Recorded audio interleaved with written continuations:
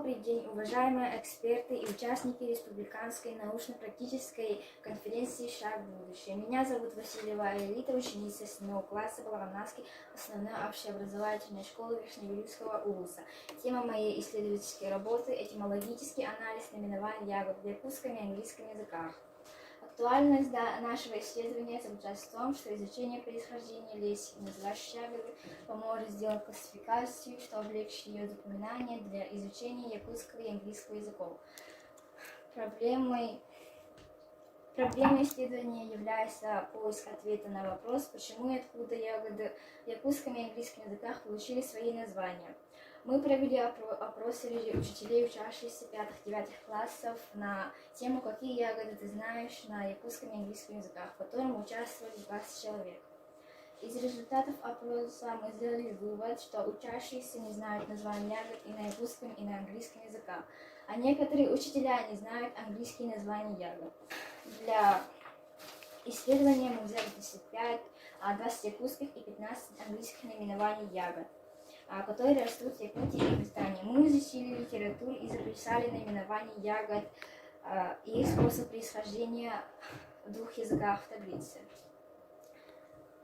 Далее вы видите этимологию следующих ягод. Боярышник, нялыкта, заимствование из эвенкийского языка нялыкта, багульник. Далахоно, заимствование из монгольского языка далагона, боярышник. Хоусонбери, хау, устаревшее английское слово ограда, изгородь. Сон, шип, колючее растение. Берри, ягоды. В Британии это растение раньше высаживали в качестве живой изгороди. В результате исследования этимологии наименований ягод в якутском и английском языках мы выявили 10 способов происхождения следующих ягод. По цвету в якутском языке 3, в английском языке 6. По признаку внешней схожести всего растения или его части с другим растением. В якутском языке нет, а в английском языке 4. Выводы.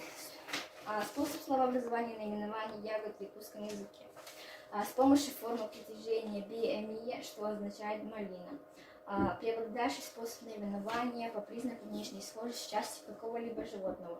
Способ словообразования ягод в английском языке. Словосложение blueberry, blue и berry, что означает голубая ягода, голубика. Преобладающий способ наименования по цвету.